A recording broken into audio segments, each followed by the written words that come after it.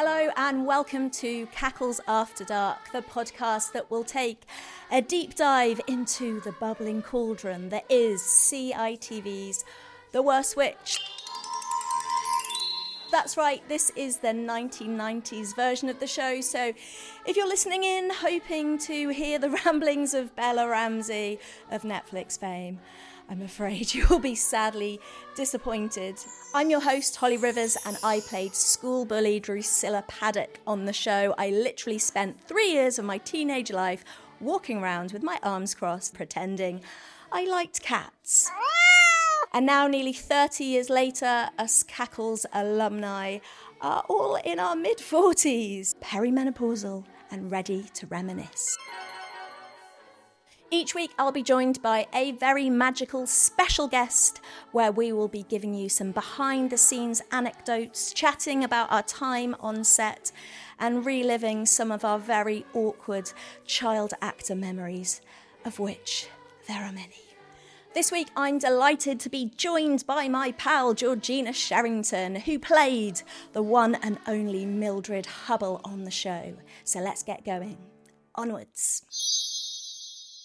Georgie, it's so nice to see you. Nice to see you too. Thank you for coming in. I don't know, when was the last time we saw each other? I feel like we were eating a kebab. You know, you made me a lovely lunch at your place with Katie, who played second Ethel. Second Ethel, the second head. Yeah. So, we first met back in the summer of 1998. Did we meet at auditions? Oh, we did meet at auditions, I think we did. Didn't we? I think we did. So that's what I was going to ask. So tell me about your journey into Cackles. Did you do any work before? Did you go to stage school? So Katie, who played second Ethel, and me went to the same stage school on a Saturday morning, which was literally my mum wanting to get me out of her hair for 3 hours on a Saturday. And I'd done it for 5 years, and I'd had a few auditions and nearly got something, and hadn't. And I was just beginning to think that at the ripe old age of 11 and a half, I was getting too old for this and I was never going to get cast in anything. and then Dorothy, who ran the stage school, she took me to the auditions until the last one.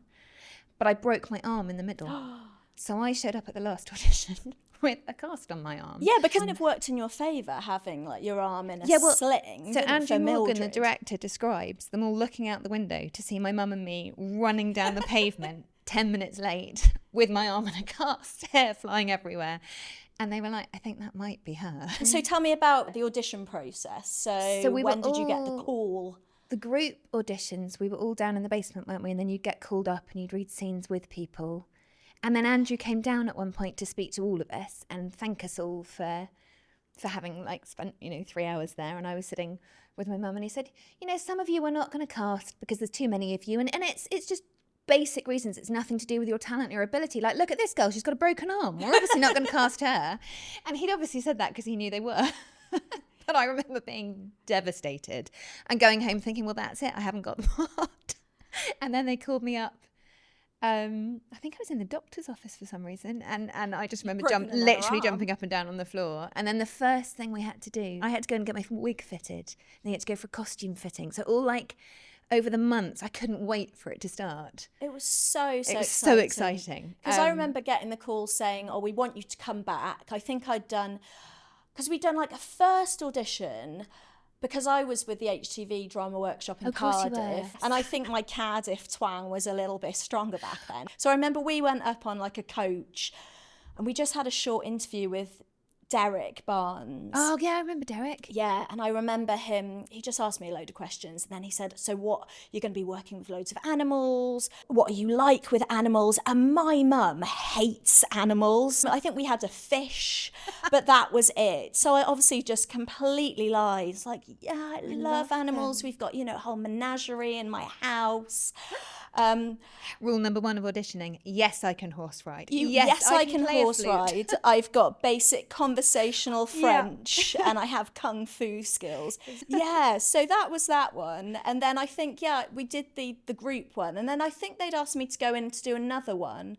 But then, I just got the phone call saying, actually, don't bother coming back. You're going to be our Drusilla. No, the final workshop Yeah, it was clearly me versus another girl. And my mum describes clocking that it was really quite serious that I might get the part and pulling me out.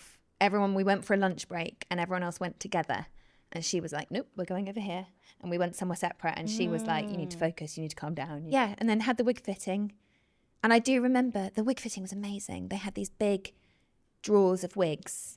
And it was this lovely man with a belly button piercing and a diamond earring and a nose piercing, which, I was relatively sheltered, and it was the 90s, so I was amazed. And he didn't even look at the drawer. He just did this and pulled out one wig, and that was the wig. He just I don't know how he felt for it. I don't know how he knew, but we didn't try on any others. And the minute I put on the wig, I was like, oh, I do look like the picture in the books. Because I'd been not sure I did. Yeah. And it is that weird thing, isn't it, when you're acting? I say it like I'm a seasoned pro, basically not done anything since the 90s. But it is that thing of you put on one thing and you suddenly, are in character. Yeah. I feel like that the wig for me, and then our cloaks. I loved our cloaks. Yeah. The costumes were just gorgeous. Yeah. The amazing Joan Wadge that did the costumes. Yeah. And she'd done all of the beautiful ones in House of Elliot. And they were so authentic, weren't they? They were proper 1950s school uniform. Yeah. Not much fun in the 40-degree Canadian heat. But that wasn't her fault. No. or in the freezing Canadian. Yes, yeah. Temperatures in the autumn.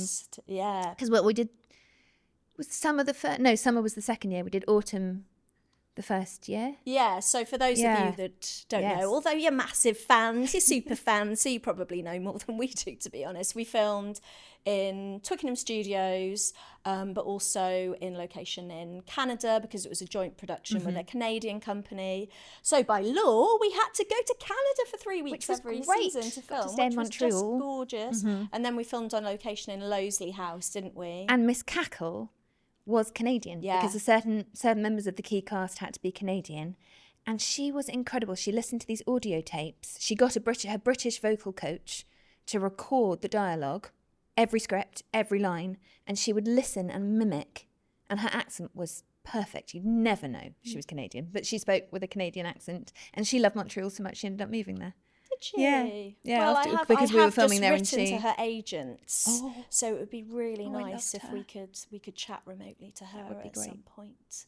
I don't realise at the time how amazing these adult actors that we were working with actually were, and I've been watching a load of the episodes back to kind of jog my memory. They really were, weren't they? They are so on it. They are just brilliant. Their comedy alone, I feel like you could just watch their scenes. And just all of their little mannerisms and the way Miss Cackle kind of almost had closed eyes. And again, you're super fans, but I don't know whether any of you have seen Miss Hardbroom in real life. She's nothing like that. She's sweet and calm and nice. And she remembers going into the audition and saying to them, oh no, don't be fooled, and slicking her hair back and giving them the voice.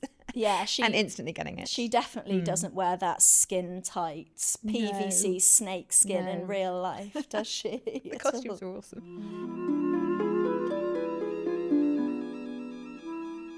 Let's have a little chat about the first episode, Battle of the Broomsticks. Yes. Which I was really pissed off about when it came out, and we'd invited all of our friends and family to the screening. We did this big screening in the Great Hall, didn't we? In the Great Hall, and everyone was there, and all of my dialogue was bloody cuts. Do you know, I was watching it last night though, because I now work in scripting and development. I was watching it last night, and it was really interesting because I think they wanted to introduce you properly. Because in episode 3, you're in it loads, and I think just to have the odd line.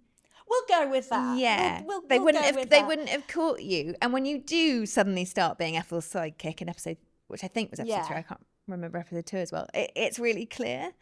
But yes, it was. I do remember. It was really sad. I know. Do you remember the basketball episode? So we were playing. Was it another witches team at basketball? And they took us for evening training.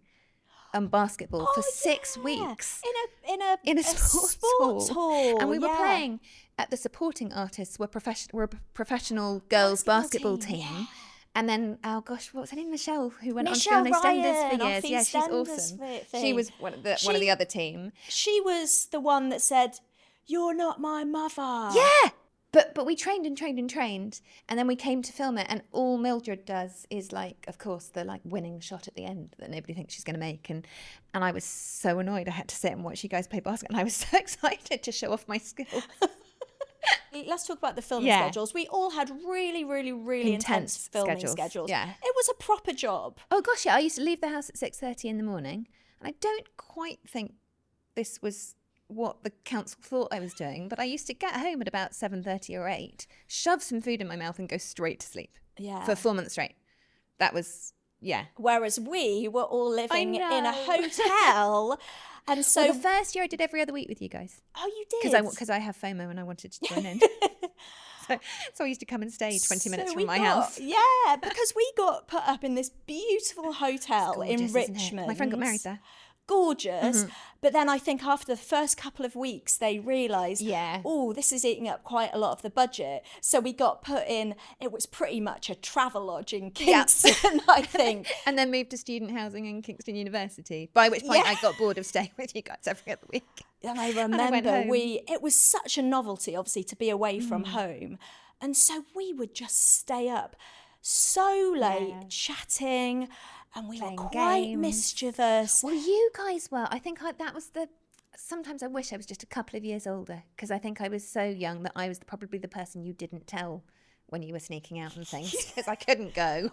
Did you? Yeah, because we used to escape from the hotel rooms, run away from the chaperones. Yeah, I didn't really. So I remember like the end of the first week when they'd started looking at the rushes, which is the sort of raw footage, and the director having a chat with us saying, you guys look so tired. I remember that. You look awful on screen. Yeah. You have to go to bed earlier. What I do remember as well is that we got to eat out at restaurants a lot. And we were quite a striking group of girls, and we were quite a gang. We looked like the Spice Girls, kind of, didn't we? And by the second and third year, people would actually recognise us when we were out. So it was quite a confidence boost. But we also used to religiously pretend it was someone's birthday daily. Oh, so yeah, to get free cake. Free cake. We did, didn't we? We do like a weekly trip to GGI Fridays. They must have known us.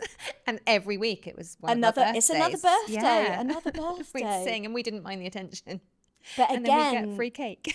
But then on location, when we were ordering too much steak, weren't we? Yes. And they had to tell us to stop ordering steak because it was really expensive. And I also remember, do you remember when Super Size Me came out? I remember thinking, I think I basically did supersize me without meaning to. I mean, I was fine. But there was one year, the Canadian catering. It was really nice. It was really good food, but it was quite grown-up food. And I had quite simple tastes. And I think I ate so much McDonald's. Yeah. So it was like one or the other. You were either eating. The Canadian really catering was a step above, wasn't it? And I also remember you had a coffee habit. And the Canadians were like, oh my God, you're a child. How can you be drinking coffee? And Holly was really cool.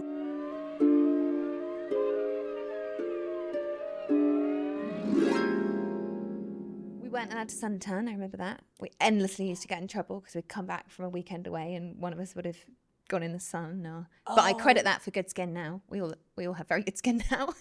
Yeah, we're like, look at all of us now. I think we've aged well. I think we're a bunch of hotties. Yeah, for sure. But my biggest faux pas was, so at the end of season 2, I started presenting this really cringy show for CBBC, and it was a magazine show for teens. Yes. And it was pretty cringe, but they wanted us to all kind of look really edgy. So I got it was an asymmetric micro fringe cut in. And I remember turning up, and it hadn't grown out in time. And I remember turning up on the first day, I think, of season 3 in Canada, and I got called to Angela, who was the producer's who was room. Firm. But fair, but she was firm. She was firm. Yeah. She was firm. She'd done it before. Yeah. She was a little bit scary.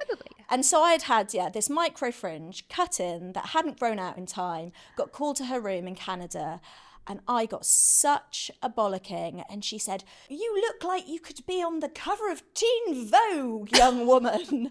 I mean, you always look like you could be on the cover of Teen Vogue. Thank you. And now I look like, I don't know, the love child of Timmy Mallet and Pat Sharp, which is on brand for, retro kids TV. But yeah, I got into so much trouble, and there was talk about recasting. I don't think it would to have put the happened. frighteners on you. Yeah. So that's why in season 3, I've got that awful slick down centre parting that had to be fixed with super strong hairspray every day because I had this micro fringe. Sometime around publicity photos for season 2, I did lots of practice in the mirror. And without knowing what a pout was, I discovered what a pout was. And so if you watch the second half of season 2 into season 3, I'm like, the whole time. You're doing a Leslie cheekbones. Yeah. Anytime I'm supposed to be reacting and I'm not talking.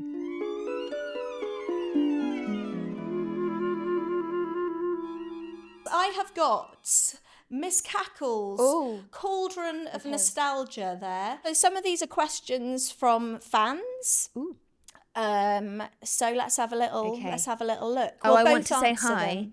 to Harriet Blondell and Cody Vera, who have been super fans and like stayed in touch over the years, and they're both really sweet. And they always send me birthday messages. Harriet and I share a birthday. That's so nice. And we are going to do an episode with some super fans, so we'll give you some details. So fan question from Lennon Michael. What did it feel like when you took off the Cackle's uniform for the last time? We were in Canada. I cried and cried and cried. I think we all did. And we'd filmed so late because the schedule had gone really wrong. And we were really, do you remember it was that cafe scene? I think it was to do with the food fight. And so we were really behind. So we'd been working like longer hours than I think we perhaps should have done, not to get anyone into trouble. So I think we were all just tired and the emotion of it. And I think I sobbed for about 3 hours straight on set with everybody. I remember it really, really well. I was absolutely beside myself. What you don't remember quite so well was the rap party after that, though, right? I remember it very well. I do. It was one of my first kisses with a boy. Made out with one of the supporting artists. One of the Canadian all night. boys. And then his mum wrote this really sweet letter to the producers, thanking them because whatever the girls had done, they'd made her son feel so welcome. And he'd come back with his confidence so boosted. Come back with something boosted.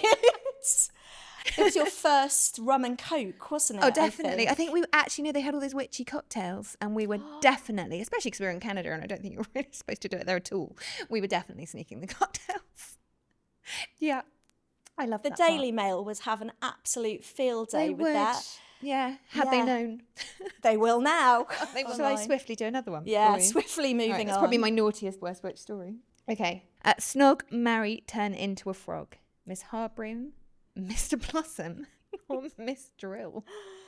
Sorry, I did write these in the pub last night. Okay, I'm not snogging Mr. Blossom, although he was a very nice man. I'm going to have to turn Mr. Blossom in. Yeah, I'm going to have to turn Mr. Blossom into a frog, I'm afraid. Okay. I would definitely snog Miss Harbroom, just to see the look on her face afterwards if she was in character, and also because Kate's gorgeous. And I think I could marry Claire. Claire very sadly passed away, but I would happily have married Claire because you'd have so much fun, and she was always so positive and happy. So much fun. She just never lacked. They were such lovely people, the other actors. We were so lucky. She just never lacked energy. She always turned up, really excited to film whatever we were filming. She always kind of really enjoyed hanging out with us, even at the hotel, even if you were kind of off. She was off the clock. She really enjoyed our company. To be honest, we were annoying and precocious, and just didn't stop talking. Yeah. And were really loud. We still are, obviously. But the adult cast tolerated was us so well. welcoming. Yeah. And just chatted to us like peers. Yeah. And I think really enjoyed our company. But Una Stubbs as well. Oh! I learnt a lot from her because in 4 years of filming, she had boys at home, didn't she? Yeah. And was a single mum. And, quite often the schedule would get messed around and she'd suddenly be told, oh, you're not going to make school pickup, which, I can now feel the pain. And I just smiled, gracious, polite. Never mind, thank you. Don't worry, that's your job. She, without fail, not once did she break that. And just looking at her, portrayal of Miss Bat, just a masterclass in comedy. So and good. What I loved about all of them was that they were never scared to kind of just really go for it. Like in that first episode when Miss Bat, she was meant to have been in the closet all summer and she comes out covered in cobwebs and then glugs this massive glass of water and spills it all over herself. And they just weren't afraid to go for it, were they? And what I do remember as well, I didn't work that much afterwards, sadly. Sadly, don't know why. You and me both. But I do remember doing a few other jobs where older, more experienced actors would give you a few tips or suggest a pause here or there. I don't remember them doing that once. No. And I do remember if there were days, I always used to have the afternoon slump. You get to just before the cakes came around at 4:30. And Stefan used to schedule round it because he'd got to know me that well and was like, you at 3:00, Georgie. you just because you'd be filming sometimes till 7 or 8. You'd be there from 6 or 7. It was a long day. And I used to have that afternoon slump. And I do remember the adults finding ways to boost you up or to energise themselves, and then you'd copy and you'd join in. And they were clearly doing that to help you. Hugely. But you never felt that way. You never felt patronised. They were so gracious. What was your biggest filming faux pas?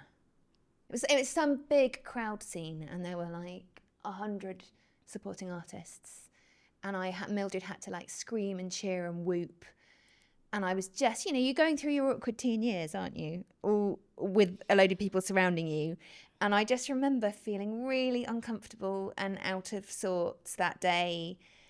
And we did it again and again and again, and it was my fault. I wasn't doing it properly. But I remember, what was his name? Was it Adrian there? No, not Adrian. He was our first AD. A lovely guy. Philip. That we used to call Mr. Bean. Mr. Bean, who was also the headmaster of the set. I remember him saying loudly to everyone, "No, I know we're going again, and we all know why." And at that point, and to his credit, it snapped me out of it. And I was just a bit like the adults would. You just had to go for it. And I gave it 300% and got through it. But I do think it worked so well, and it felt so real because we were just a bunch of teenage girls hanging out, and there was that, we used to fight, didn't we? Sometimes God, yes. We got into arguments, we used to bicker. And then you had to go on set all day and just be nice to each other and get on with it. But then we had, in equal measures, just an amazing, amazing laugh. And it's been the nicest thing because it is like having 5 sisters. I mean, imagine if you go to boarding school, it's a bit like that with the people you live with, but we all know each other. Well, we were essentially growing up together. At Cackles, weren't we? And I think, it's just testament to... Living together, working together. Yeah. And now, 30 years later, we're all really, still in touch, mates, still, and know each other so well, so just be so open. Hugely, and just completely click back into place. And we have the same sort of reminiscing conversations again and again and again, and they never get boring. No, it's just lush. I think the scene where we did the most takes was that one where we all had cats in baskets. Oh, no, I was going to say a different one. The potion lab. Do you remember that? Where they had to pan around the potion lab? And everything. It was really difficult for the cameraman, but we kept getting the movements. They needed to be really precise. We did 30 of those. Yeah. No, I remember that we all had all the cats in baskets, and they were just meowing through the takes. And we couldn't stop laughing, and we were just corpsing. And I think we got to take 20 of this particular shot. And it was really funny at first, and then everyone started clock watching, and these cats didn't stop meowing. We were so precocious and so oblivious, because now I look at it and I'm like, people had school pickup, people had commitments, people had caring responsibilities, but for us, all we did was film and eat. So, pretty much. So when they were filming the remake of the West Witch, which was obviously Netflix and the BBC, I was working at the BBC, and I happened to be on a secondment to see BBC in their games show team, in their factual team, and the West Witch desk was there. And I think they thought I'd arranged this secondment to spy on them or something. It was so awkward. Did you? No, I genuinely didn't realise. But once I knew, I was absolutely sitting there much more interested in who was going to be Mildred and what John Murphy was up to. But they let me go and visit the set for a day. So I brought my husband, because we were, it was in Manchester and we were on our way up to Cumbria. And they had 3 cameras. We had 1 camera. Sometimes we had 2 cameras. Mostly we had 1 camera. And we watched a morning's filming. And he was like, oh my gosh, it's so slow. How did you do this? I was like, no, we did it 1/3 slower. Yeah.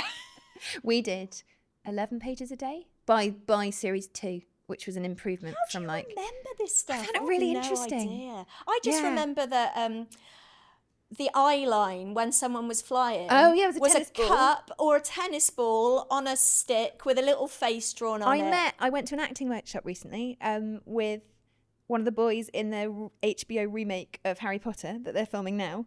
And that was his question for the teacher. Was like, how am I supposed to interact with the tennis ball? And I was like, Let me tell I you. didn't say that, but I was like, I remember that. Yeah, the less said about Harry Potter, the better. I know. reckon. I think we had a film deal. I went to an audition once for a film, and they said, "Oh, it's so sad your film didn't get made." The Worst Witch movie. Yeah. Yeah, because I think that's why. It's like, what? I think that's why I wasn't too sad at the end of series 3, because there'd been that Yeah. mention, hadn't there, Yeah. of the movie, which would have been much better than that strange Firuza Balk and Tim Curry one. Yes. That was in the 80s. Yeah. Oh, what career path would your character have taken?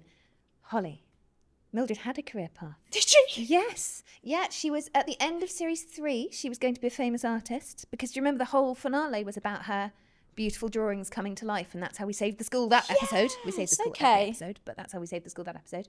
And then when I went back and did the cameo for the new Worst Witch, she was a civil servant. She was a witch civil servant, which I did think was not likely. Mildred and organisation and conscientiousness. She wouldn't know how to use a spreadsheet No, or but I Excel. think that's what we decided she was. I don't think I knew what that was at the time. I was only Civil 19. servant? Yeah. Who wrote that? Oh my know. God. But I think she was an artist, like my mum. Yeah, I think so. Yeah. I think Drusilla would have been Yeah. a stripper. A bouncer. A bouncer. Remember that weird fight scene that we had to record? Oh, yes. And we had that fight choreographer. And we, as we said, teenage girls, it was very physical. It was choreographed Pretend you are lovers rolling down a hill. in a passionate embrace. I had yet to have kissed a boy, let alone. They were the Roll notes down a that we hill in a had passionate from the express. stunts choreographer, which I think just made us feel more awkward. Oh, as it so would. much more awkward. I had no idea what he meant. And then I just thought everyone was looking at us thinking we were passionate lovers rolling down a hill. And, you know, now, 30 years Yeah, later, I'd fine. happily roll down a Great. hill in There a you go. passionate Yeah, we can fight embrace again. with you, George. And then do you remember we had to fall in the pond at the end?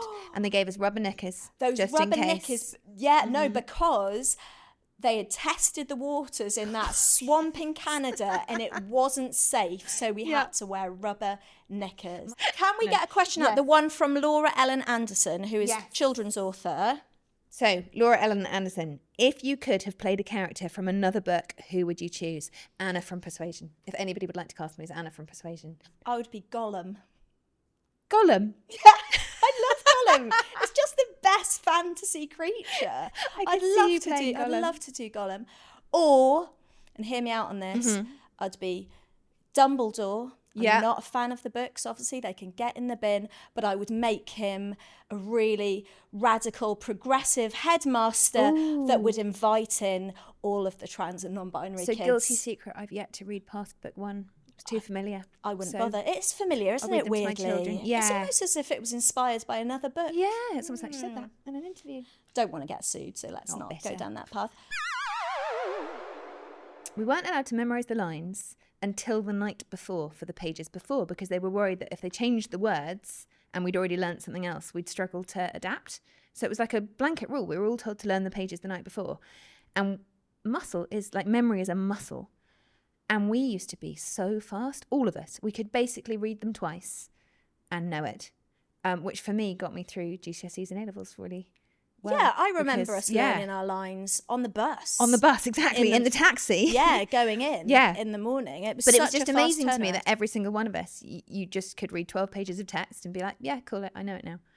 Yeah, definitely can't do that now. No. My memory is shot. Gone. Yeah, gone. It is gone. Hot flushes and brain fog and itchy feet. Yeah. Welcome to your 40s. Yeah. Right, on that note, I think Wonderful. we're going to have Thank to you say so much for having me. Can I come goodbye. back and watch you do some of the other ones? I'd love Eager you to bean. come back. Yay. I think episode 2, Katie Allen is coming Oh, into wow. the studio. We've got the lovely Paul K. Joyce, who did the original theme Amazing. tune, coming in. We've got some really, really, really lovely guests. And thanks for everyone for all the support so far. Yeah, thank you. It's been pretty overwhelming. Yeah. It's been amazing. It's been really, really good. I'm So very excited to listen.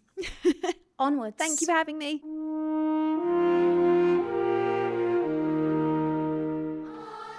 If you want more exclusive Cackles After Dark content, please consider subscribing to our Substack feed. You can also follow us on Instagram and TikTok. Just search Cackles After Dark. This podcast was written, hosted and edited by Holly Rivers. Music was provided by Paul K. Joyce. It was recorded at the Podcast Room. And the magic was provided by Jill Murphy, always.